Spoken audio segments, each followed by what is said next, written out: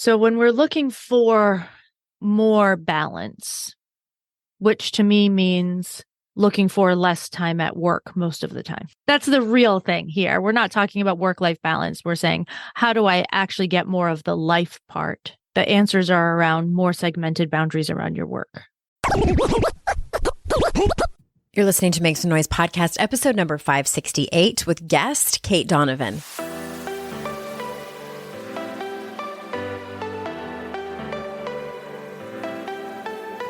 Welcome to Make Some Noise podcast, your guide for strategies, tools, and insight to empower yourself. I'm your host, Andrea Owen, global speaker, entrepreneur, life coach since 2007, and author of 3 books that have been translated into 18 languages and are available in 22 countries. Each week, I'll bring you a guest or a lesson that will help you maximize unshakable confidence, master resilience, and make some noise in your life. You ready? Let's go.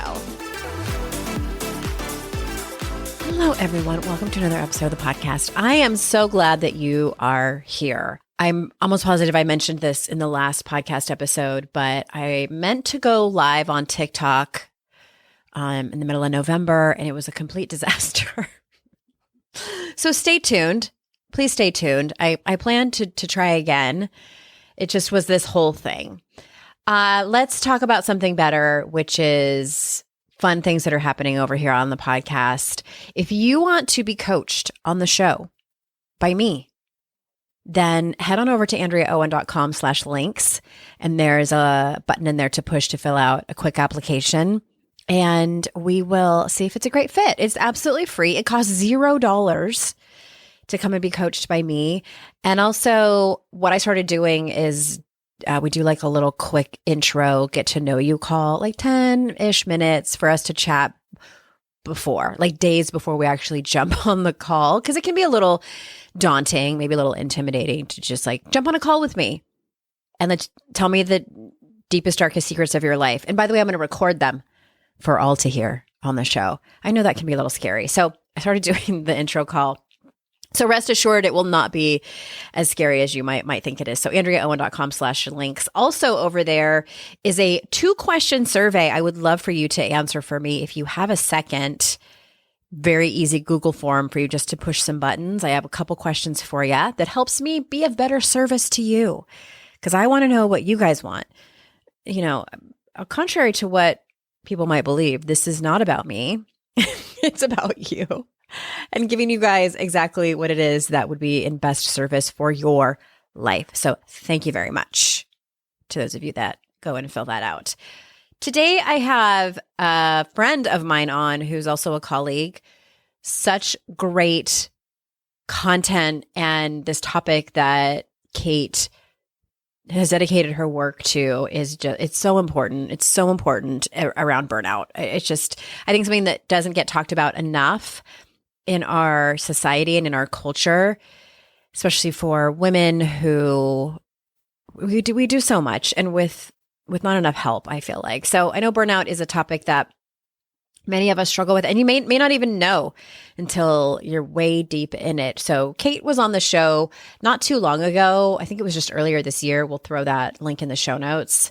And I had to have her on again because there was like some additional things I wanted to talk about. So let me tell you a little bit about her before we jump in.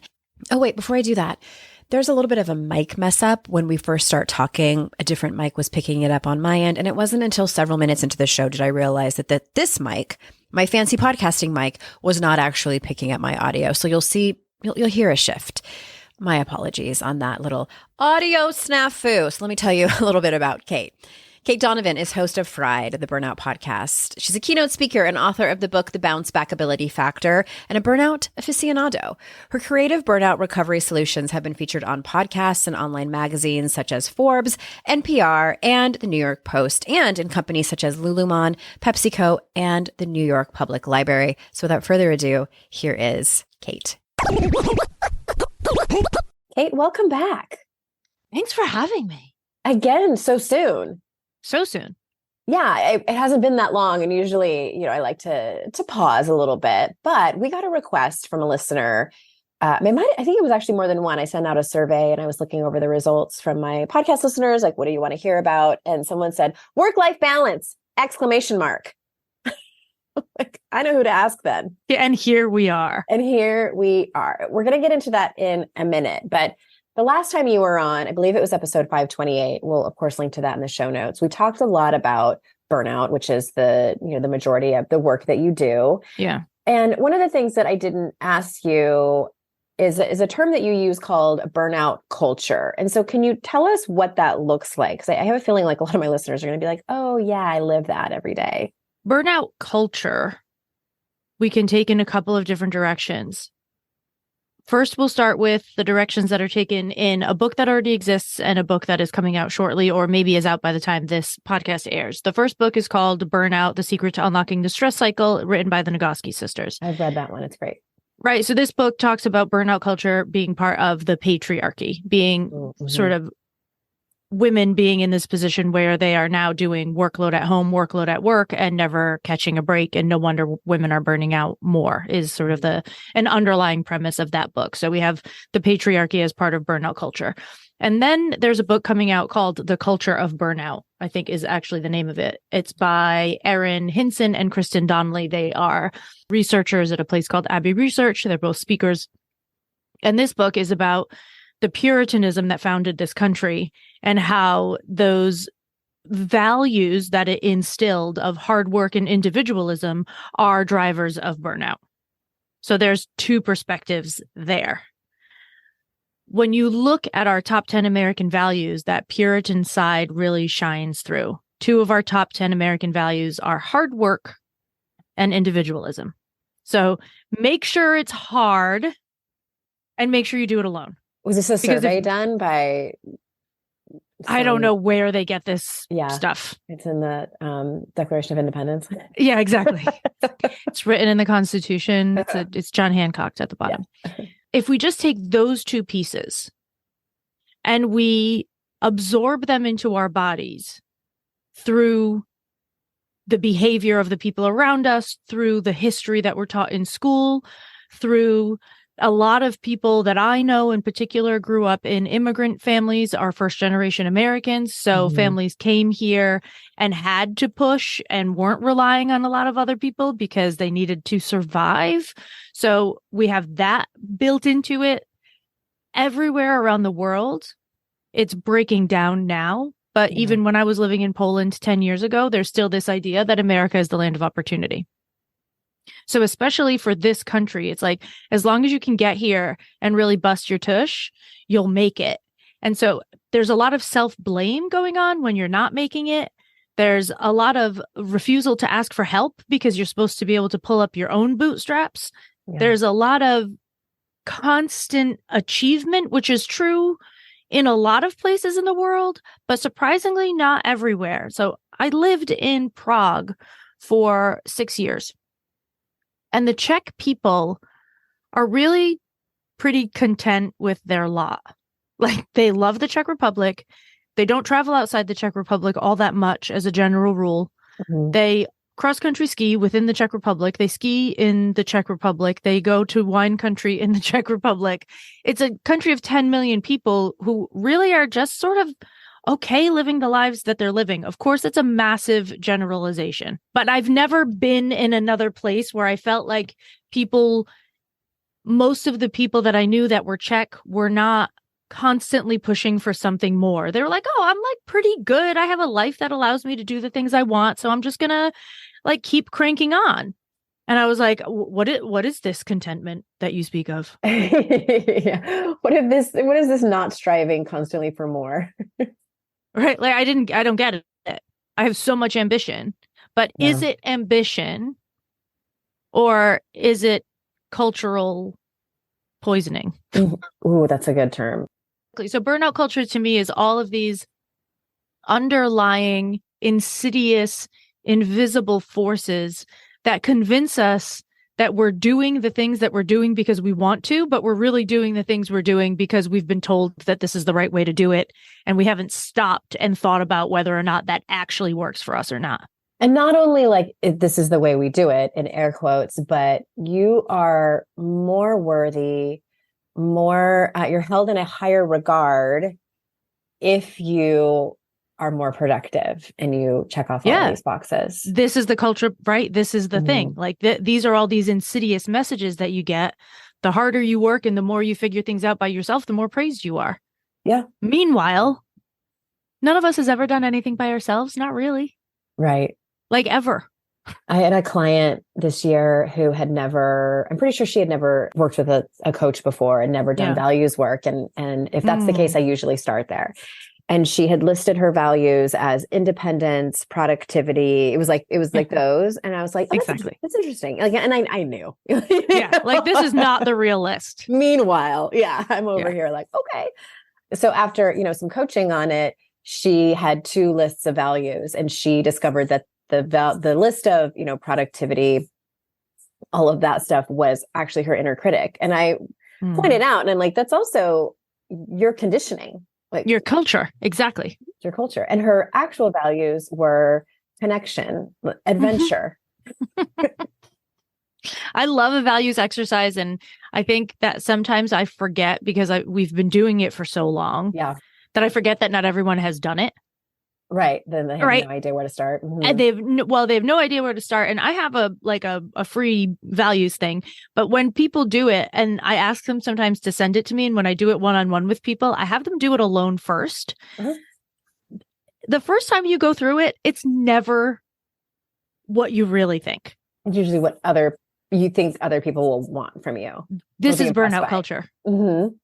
That is burnout culture. The fact that you have no idea what your own values are because you have designed yourself to fit a mold that you've been told is the right one, but it's not aligned with you, and it's exhausting you, and it's awful. Yeah. And also a reminder that like, you're not wrong for being in that place. No, we all are in that place. That's why we're swimming in this together. Mm-hmm. We're all in this pool. We weren't given any other options. No. And nobody is anywhere. Like right now we're talking about the US, we're being like US centric, right?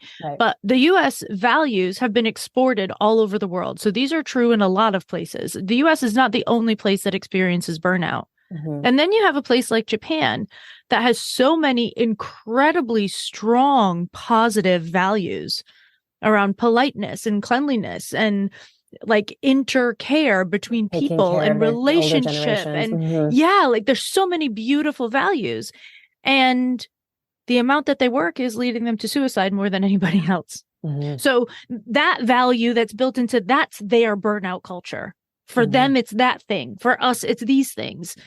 It'll be different for different people. But, and if you are a first generation immigrant in any country, you are also balancing the culture of your family and the culture of your country.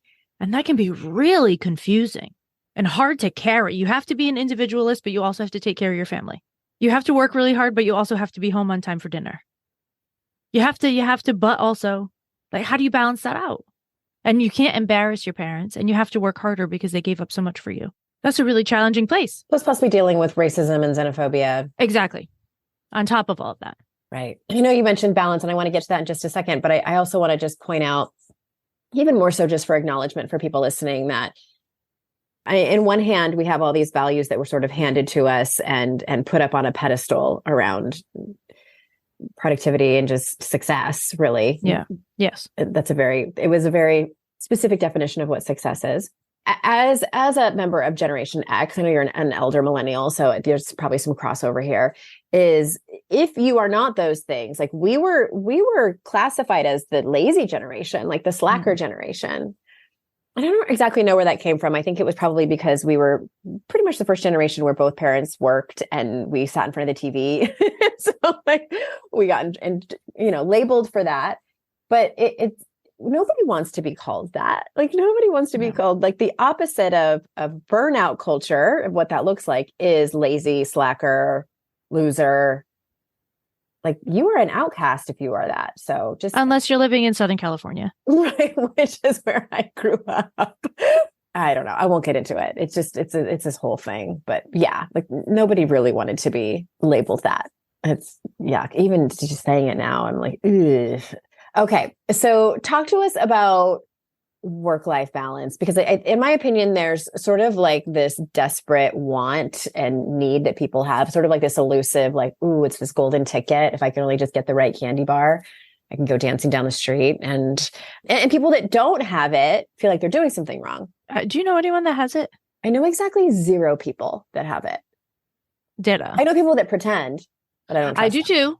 I do too. Same. Work-life balance stopped existing in 2004. Do you know what happened in 2004? I think it was 2004. I might be totally making this up because I actually don't know. I was 29. iPhones. Oh. Was that 2004? I thought it was 2007. Maybe fact check me. Maybe the smartphone came out in 2004, but the iPhone didn't come out until 2007. Fair. Because I think I remember that because that's the year my son was born, was 07. Yeah, fair. So, but this smartphone time really screwed with our ability to stay segmented between work and life. Because we got email on our phone. We get email, we get text message, people can reach us all the time. It becomes not uncommon to call people during and after dinner time. That was really weird when I was growing up. The only people that called your house after 7 p.m. was like when you were a teenager and you wanted to gossip with someone, you had that cord that you had to like walk through your whole entire house. But you didn't call. If your phone rang after 9:30 at night, people were like, something happened. Or you were like a doctor, a police officer, or a lawyer. Right. Like, and that's it. Yeah. The only person that I knew that had one of those like built-in phones into their cars was a local lawyer. They looked like a VCR. Yeah. So when you left your office or your workplace, people just didn't get in touch with you. It was over. Yeah. So there was a natural, when we talk about boundaries, we talked about this last time, there's like this continuum between integration and segmentation for boundaries. So there's this continuum, integration to segmentation and boundary research. And integration is like enmeshment. Everything is like smashed together. It's no good. And segmentation is everything is so super separate. And that's not really healthy either. So and every part of your life will be in a different space on that continuum.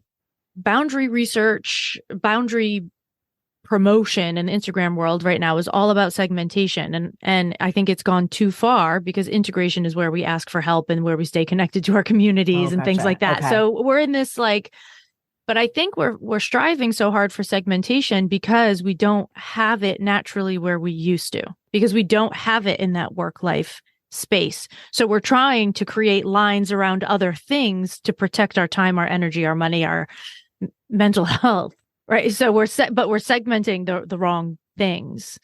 So we're like, I can't go out for girls' night because I can't like manage you people and I'm so tired. But then you're on the couch and you're reading emails at 8 p.m. Like it'd be much healthier if you actually just went out with your girlfriends for an hour. But we can't pull apart. So I think it was the cell phone, the smartphone that really messed up this natural segmentation that we had between life and work. And then you have people like us whose life is their work and vice versa. There's not a lot of difference between who I am right now and who I am when I'm talking to people in the grocery store. Like I live this stuff all the time. I'm thinking about it all the time, but because I love it, and I do have to on purpose do things like puzzles sometimes so that my brain can like shut down. So when we're looking for more balance, which to me means looking for less time at work most of the time. Yeah. Like we're honest. That's the real question. That's the real thing here. We're not talking about work-life balance. We're saying, how do I actually get more of the life part? The answers are around more segmented boundaries around your work. Okay. I'm going to pause you for a second for an ad break. And when we get back, I want you to talk more about that.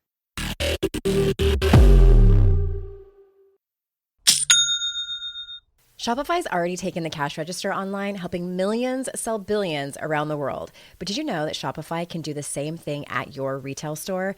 Give your point of sale system a serious upgrade with Shopify. With Shopify, you get a powerhouse selling partner that effortlessly unites your in-person and online sales into one source of truth. Track every sale across your business in one place and know exactly what's in stock.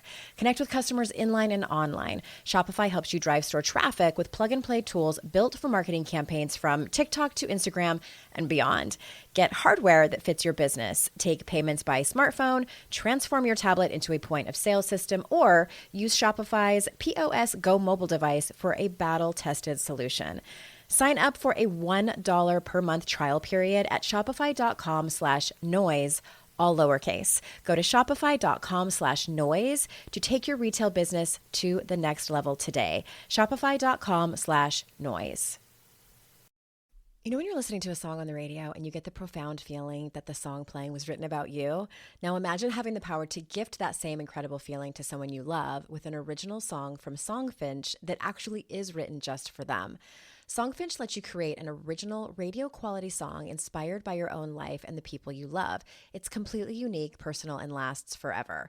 Whether your song is for Father's Day, an upcoming graduation, wedding, or anniversary, or even just a gift to show your loved one how much you care, start your song now to lock in one of Songfinch's top artists. I gifted Songfinch to myself, a song about my late father, and I'm so excited to play you a clip. Flipping through the slides of learning how to live and how to love, and coming undone, a father, daughters without, so she writes it down. One of my clients heard about Songfinch from this podcast, and so she had a song created for her son who is graduating, and she told me that they both cried when she played it for him and that it exceeded her expectations. For a limited time, Songfinch is letting our listeners upload their song to Spotify for free, so you and the lucky person you gift it to can listen to it anywhere, anytime.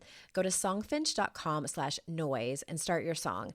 After you purchase, you'll be prompted to add Spotify streaming for your original song for free, a $50 value. Again, my URL is songfinch.com/noise. Don't forget to share your song with us too. songfinch.com/noise.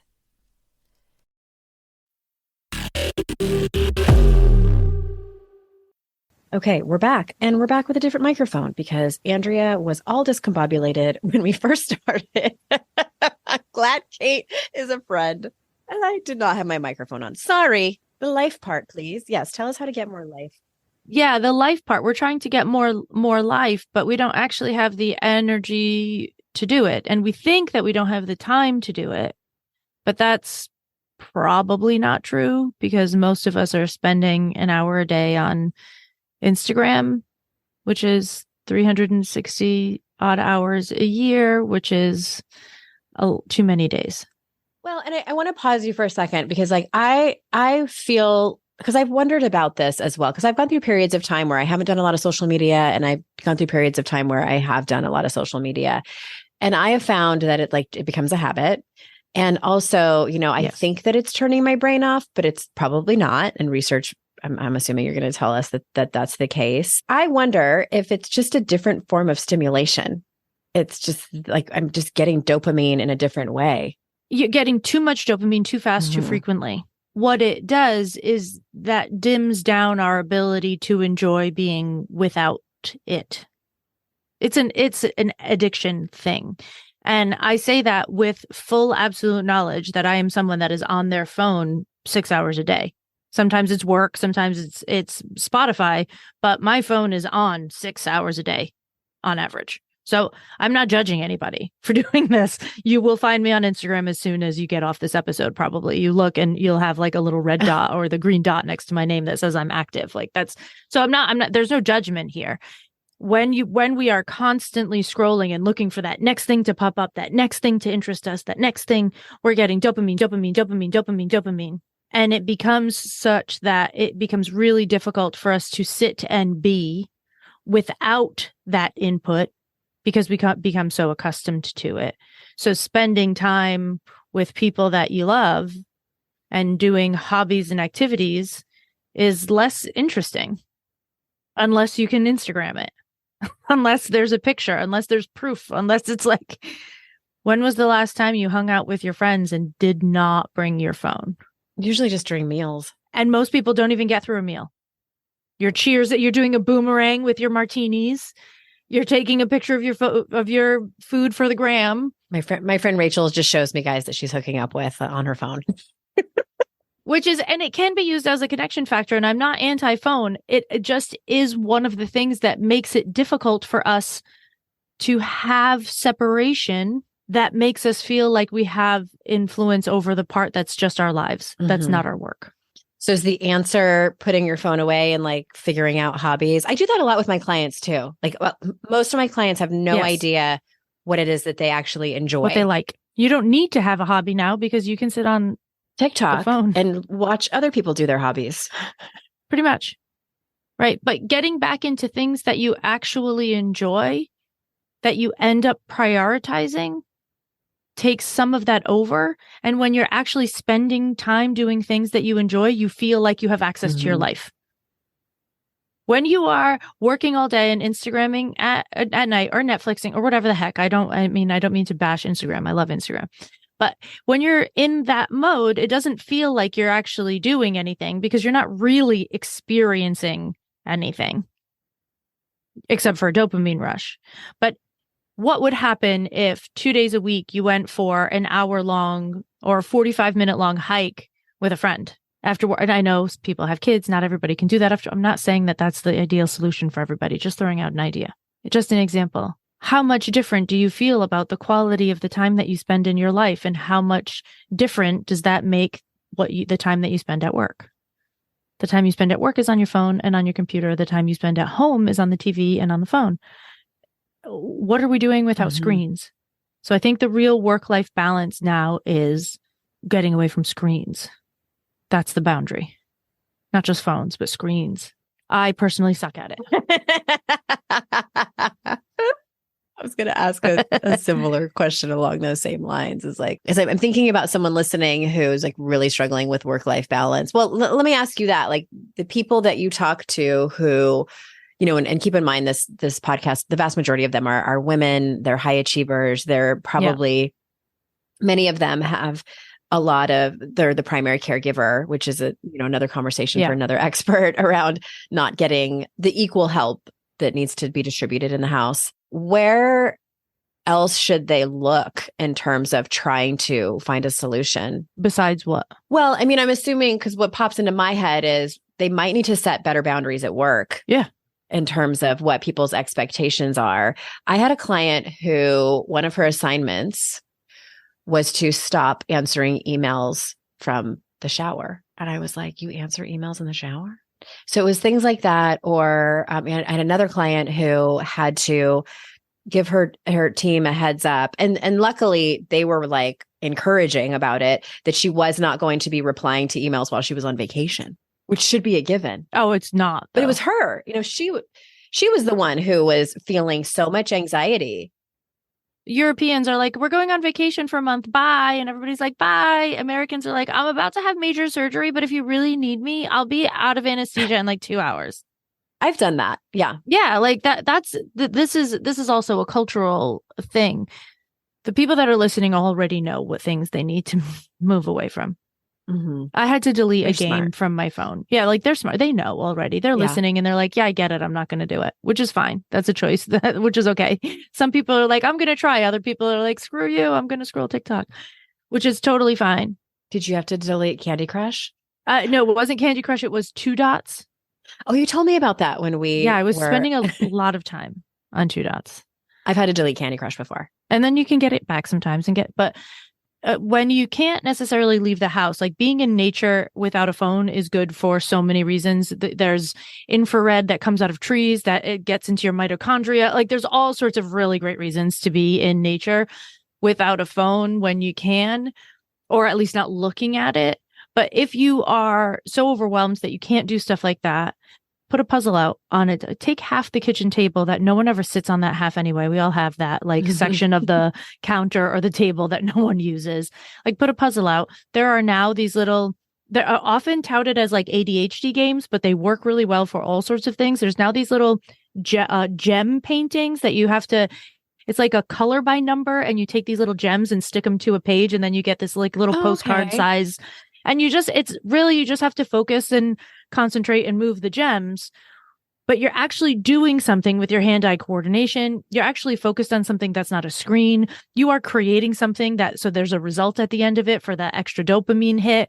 There's so many ways that we can be in the house and take 5 minutes at a time to do something that will make us feel like we're not always in a working mode, so that we can start to create that segmentation again in the right place, because we do need it in the right place. And now we're just segmenting the wrong things. We're segmenting from our communities. We're segmenting from, but those are not that we need those things. Those are, every research study says the happiest people have the strongest communities. It's like over and over and over again, we get this research. Mm-hmm. But that's what we're segmenting out to try and save ourselves right now. And it's like that it's the wrong thing. I have a feeling that for the people listening who are listening to this because it has, work-life balance in the title, and because I know this audience pretty well now that we have 550 episodes, that the answer is in exactly what you were talking about around the phones and the dopamine and like getting comfortable doing things that aren't on our phone, because it's going to feel probably boring at first. Like, yes. What do you mean I'm going to crochet without Netflix on? Or maybe you start crocheting with Netflix on and then, move kind of to like music. Phase out. Exactly. And then I think it's also, they know that they have to have conversations at work. Yes. That are probably going to be difficult, which they should definitely listen to the last podcast episode that I had you on. And also it's help at home. And sometimes that help, sometimes you're going to get it from your partner if you have a certain amount of conversations and effort from both sides and all of that. And sometimes you're not. So sometimes that help at home is hired if you can afford it. Yeah. Sometimes that help at home is buying the pre-cut onions and eating on paper plates on a week that you're real busy, because that's what you can do. Sometimes the help at home is taking shortcuts. 100%. And I want to give people permission to do that. I am typically a very pro recycling, don't use too much paper kind of person. But when you're in a week and you're in a week, you've got a ton of work, your kids are busy, somebody has a last minute science project and your partner is traveling, buy paper plates, use pre-cut veg, order pizza, and move on. That reminds me of another client. It's so funny. I'm thinking of all these clients who really are struggling with work-life balance. She had on her, because I always ask clients before we start working together, what's your primary focus? Like, what are you bringing to coaching? What do you want us to get results on? And one of hers was that she wanted to make sure that, and she's 3 kids, that they have better nutritious meals at home during the week. Yeah. And so she's, we're strategizing how she's going to do this. And it's work, it's like the prepping and the shopping, and it was going to be all on her. She knew it was going to be all on her. And she tried it for a week. And then she goes, you know what? I don't actually think this is all that important to me. Exactly. And it was one of those values that she's like, I'm okay if we do frozen pizza every week, once a week. And then, everybody's just kind of on their own. Chicken nuggets on Tuesdays. She realized that the balance was more valuable to her, to not have to worry about all of the work that goes into creating this thing that she felt was more valuable. I had a client ages ago who sat down and started walking me through kind of how she wants her ideal day. We did the ideal day exercise and we're going through the ideal day. And I looked at her when I finished. I said, well, I see a little bit of a problem. She said, what? I said, well, we're at 27 hours and we haven't added in sleep yet. The things that you think you're supposed to accomplish in a day are absolutely, positively unreasonable. This is not an actual life that can be lived without mass amounts of cocaine and an early heart attack. Yeah. Yeah. You literally can't do this. It's not we're at 27 hours. There's no sleep. So we need to start what we call this in my coaching practice is life pruning.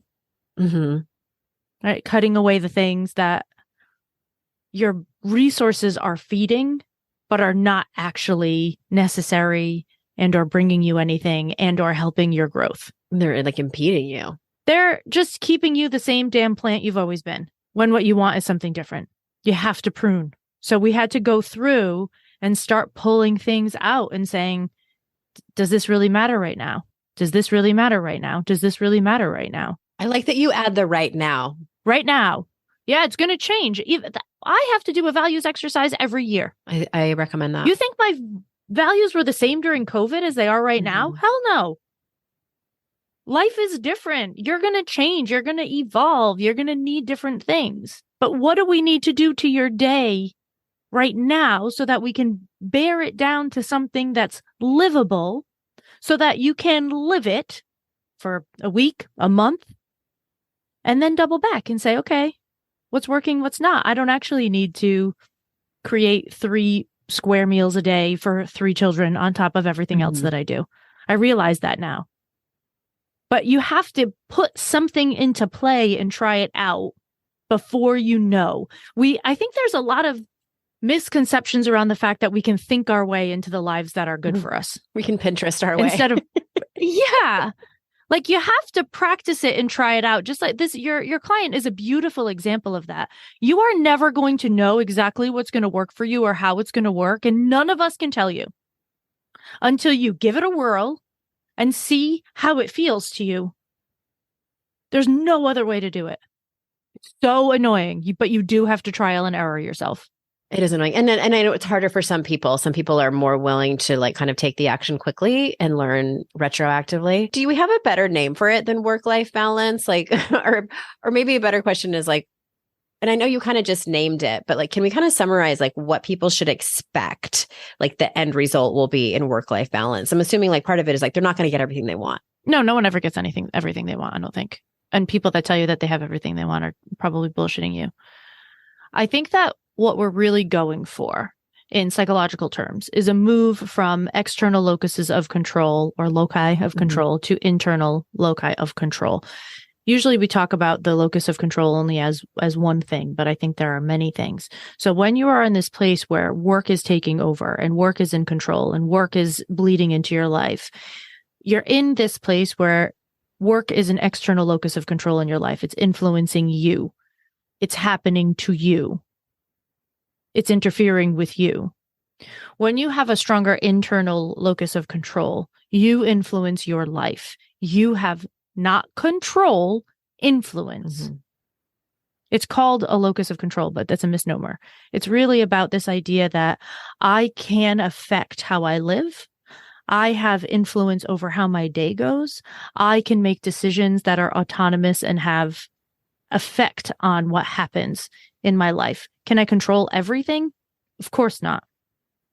So when you decide that you are going to live more, that you want more life out of your life, you do have to have those conversations at work and create those boundaries and create space for yourself and try out a hobby or whatever it happens to be. You have to do those things on purpose. But when you do them on purpose, you're giving yourself that influence back. The big shift is from feeling like life is happening to you to feeling like you are influencing your life, that you are the center of what happens in your life. Even though, again, you're not going to control everything. You might be planning to go for a run every day and it might pour tomorrow morning. And you might say, I'm not doing that. And that might be a great option. I don't run in the rain. I used to. Bugger off. And it was I only used to to too. like prove a point. Yeah, How I was like dedicated I 28 am. and trying to be a badass. Yeah, exactly. I ran in the snow too. Yeah, so did I. Oh, no more. I was prepping for cross country season. Duh. No, I just watch it from the window with my coffee. Exactly. It's very romantic. And so I think that's what the shift really, and the thing that we're expecting is an internal belief and sensation that you are actually at the center of your life and that the decisions you make influence the quality of the life you're living. That is very, very true. We're going to take one more ad break and then I want to ask you about burnout recovery because I think there's a lot of people listening who need to hear about that. Be right back. I'd like to introduce you to the Minimalist Moms podcast. It's hard enough being a mom, and the last thing you need is stress from too much stuff and an overcrowded schedule. For too long, I lived with the mindset that bigger was better, and the more I added to my life, instead of feeling better, I felt overwhelmed. It was time for a radical new mindset. Less is more. I'm not into extremes. I didn't throw everything away. My brand of minimalism is more about adding than subtracting. Get rid of the excess to make room for what you love. In other words, it's about living life with purpose. I hope you'll listen in and my guest and myself can inspire you to think more and do with less. The Minimalist Moms podcast, available wherever you listen to podcasts. Hey there, I'm Debbie Reber, the founder of Tilt Parenting and the author of the book Differently Wired. The mission of Tilt is to change the way neurodivergence, Whether that's having a learning disability, having ADHD, being gifted, autistic, or some combination of all of the above, is perceived and experienced so differently wired kids and the parents like us raising them can truly thrive. On the Tilt Parenting podcast, I get to talk with authors, therapists, educators, and parenting experts who are committed to this mission. I ask the questions my listeners are most curious about when it comes to supporting our kids. And in turn, my guests share strategies for challenges, out-of-the-box ideas for navigating school, best practices for therapies, tips for advocating, and so many thoughtful insights on what it really takes to help our kids grow up feeling seen and respected so they can create awesome lives for themselves. I know that raising a differently wired kid can feel overwhelming and isolating, but I promise you, you are not alone, and it can feel so much better. If you're on this parenting journey, come listen to Tilt Parenting. Together, we can shift this paradigm and show up for our exceptional kids with hope, possibility, and joy. Okay, on your website, you talk about how for some, burnout recovery can take about 5 years. So can we back up a little bit? 'Cause I can't remember if you talked about this in our other episode or not. Can you sort of describe like where someone is at to where they know that they are in burnout and like some recovery needs to happen? So most of the time, by the time people are deciding that recovery needs to happen, they're like actually physically unable to do their job and their life. Mentally and physically. Yeah, like they can't, all of it. They just actually can't do it. And they are being super self-judgmental. And it's a really hard thing to face. So people are usually in a pretty strong place of desperation. Like, I've been able to do this for 20 years, like, but I actually literally can't right now. So, and so that's usually when people are coming for help when they're already at the wall. Yeah. And burnout recovery taking up to 5 years, the reason that I write that is because when you don't have help to help you see all the things, as a coach, you know that this ability to see possibility and option magnifies when you're with another person. It's really hard to do that only by yourself. It's really hard to look at really what's possible and engender new possibilities when you're on your own. We're not great at it as humans. And when you're burnt out, you're even worse at it. There's a whole brain science behind it. We don't need to get into it, but it's really hard for you to see possibility at that moment. You get stuck in the one perspective you're in. You get, exactly. And then what happens is you make one change and you make a little bit of progress. And so you think you're done. Well, because you feel such relief in that one thing. Yes. Even just a little bit of relief. Feels so different from how you've been feeling that you're like, cool, I've got a handle on it. But then 2 weeks later, you're like, oh, I don't have a handle on it. And so you stay in this sort of cycle of like barely getting better, getting enough better that you think you can ignore it, and then realizing you can ignore it. And then getting a little bit better, and then getting enough better to think that you can ignore it, and then ignoring it, and then realizing you can't ignore it. And we go on and on and on. That it takes so long because burnout recovery really is peeling onions. There's so many layers that need to happen. There's going to be so many practices that you need to engage with, and they're all going to happen. They can't all happen at the same time because you can only get to the next layer after the first layer. You know, like you can't get there faster than you can get there. So with support, burnout recovery, full burnout recovery to where you're not afraid of burnout, you feel like it's not going to happen to you. You've got that internal locus of control. Full burnout recovery with support is 12 to 18 months. Without support, it could never happen. You go on forever because you're just on that cycle. I was on the cycle personally for 7 years. I probably was too. My experience was not having any real specific support around it. So I feel like with my burnout, I'm just slapping Band-Aids on. Right, exactly. Which, like, it works until it doesn't. Exactly. And then I got Hashimoto's. My body was like, fuck off. Me too. Same. My body was like, bye, friend. We're not into you anymore. Get some iodine. Right. It just stopped working. So it took me 7 years to actually ask for help because I didn't know what was going on. And then when I help people, I only work with people for 3 months, knowing that the process takes longer and also knowing that I'm only one of the layers. And you don't need me for the whole time. You need the next thing when it's time for the next thing. Next helper. Yeah, somebody once said to me, but you should be working with people for a full year. It's more consistent income. It's more, and I was like, that's not what I'm like. I want consistent income clearly, but that's not. No, my job is to dig people out of the muck. I get people when they are in the shit of it. I get you out of the shit of it, and then I give you to other people. Use somebody else's perspective to get you to the next place. Because also when you use different people along the way, I believe what happens is you absorb different mindsets from different people and different perspectives from different people. And having just one person, I think, can be a little bit limiting because my ideas are not broad enough for your whole life. Like I'm really good at what I do, but I'm not all seeing. I'm not all knowing. I can't be all of that. I don't think anybody can. You need other mentors, and help. Yeah. It's interesting. And I'm assuming like the layers and this could be, I'm thinking about, I'm separated now and just thinking about like looking back at my relationship patterns and things like that. And there's so many unconscious cultural, social conditioning that's happened to me just around my relationships, specifically my relationships with men. And it's one thing to have the self-awareness around it. So like for people experiencing burnout and their habits around, quote unquote, work-life balance, their habits around work and personal boundaries and things like that, like they'll see it and then and get excited because they're like, oh, that's where that came from. Oh, look at that. And it's kind of exciting when you start, well, at least if you're personal development junkie, like me and my listeners, it's kind of exciting to feel that like acknowledgement and relief from like, oh, that's where that came from. And then you like start walking through your life again, like, la, la, la, la, la, I'm so smart. And then you just keep repeating the same fucking patterns. At least I am. And I'm like, God damn it. So I say all that because I think that points to what you were saying. Like, I think with burnout recovery, many times it's like 3 steps forward, 2 steps back. Yes, it is. And I think one of the things that I think it was some like Greek philosopher that said this. I don't even know how to pronounce his name.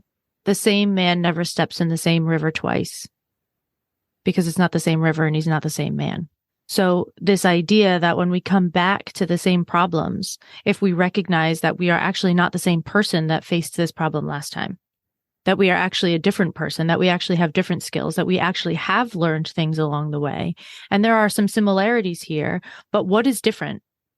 What's new? What's shifted? Maybe it's just me that's shifted. Maybe it's me that I shifted and the only shift is that I noticed it faster.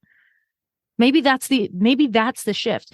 But I think what we do is we say, oh my God, it looks the same. That means I'm making the same mistake. Me. I'm still broken. No. Mm-hmm. Yeah. And no. And I disagree with that completely. You're coming to the same place, but you are not the same person. You have grown and you have learned and your eyes are open and now you've seen it and now you have the power to make a different decision. Go you. You did it. To me, that means you did it. That's what like real growth looks like. Yes. That's what I tell people all the time. It's not like you go from A to Z, like doing the problem and then there's a solution and you don't do it anymore and you're completally like fixed and cured. And that's not what it looks like. I tell my listeners all the time. But it's not the same river. The mistakes I continue to make but the self, like for instance, like the negative self-talk that I have now looks very different from the negative self-talk I had 15 years ago when I started doing the work. And like I promised people, like once you get the self-awareness that you gain from listening to this podcast and reading all the books, it will make a positive impact, whether you feel like it is or not. And I also want to point out that beating yourself up over it and feeling like you're not getting anywhere is burnout culture, right? Yes. Like you should be farther. And I think as soon as you get to that place where you're beating yourself up, the shift is curiosity. Mm-hmm. Like if I'm not the same woman and this is not the same river, then what's different? Look for them on purpose. Find the different. Look at the 2 pictures side by side like you're a kid in the dentist office and it's 1986. The Highlights magazine. Yes. Find the differences. Mm-hmm. Find 5 differences in these pictures. They are not exactly the same. So stop almost cheating yourself out of the opportunity to really learn by pretending that it's still the same. It's not the same. You're not the same. It's not the same. Look at the picture side by side. What are the differences? You've got this. You guys can't see it right now, but Cait has a very serious face as she says this. So I hope you're listening and taking notes, which I'm sure they are. Well, I have to let you go. And can you tell people, I want everyone to go and start listening to your podcast if they are Amen. experiencing burnout, if they don't want to experience burnout. Like, tell us about the podcast and who it's for. Pride the Burnout Podcast is for all people that are burnt out and need to recover. This is not a burnout prevention podcast. It is a burnout recovery podcast. Gotcha. Those things are different. If you want to know how they're different, the podcast will tell you all the time because we talk about this a lot. But this is specifically geared to people who are burnt out and are feeling lost, to give people the hope and allow them to drop the shame, blame, guilt, and judgment that they might feel around being burnt out. That's just not helping them. Yeah. Okay. And then where do you want people to go to learn about how to work with you and anything else? Going to the podcast is the easiest way. All things. Awesome. Everything's there. Awesome. Well, I have appreciated you so much. I'm so glad that I had you on. It's always a pleasure. And everyone, thank you for listening. Ditto. I appreciate your time. I'm so grateful that you choose to spend it with me and my guests. And remember, it's our life's journey to make ourselves better humans and our life's responsibility to make the world a better place. Bye for now. Hey, did you know there's free secret podcast episodes waiting for you that are not part of my regular podcast feed? Yes. AndreaOwen.com/free. And you just sign up. You get a link sent to you. It's very secret. It's like a secret club. We don't have a secret handshake. Don't worry about that. But it's these motivating podcast episodes that I made for you. They're under 20 minutes each. There's 3 of them. They're for wherever you are in your life. So head on over there and grab them. They range from really supporting you and seeing you where you are and being compassionate, all the way to giving you a giant kick in your ass and telling you how amazing and gorgeous and phenomenal you are. So AndreaOwen.com/free and get your hands on that free podcast feed.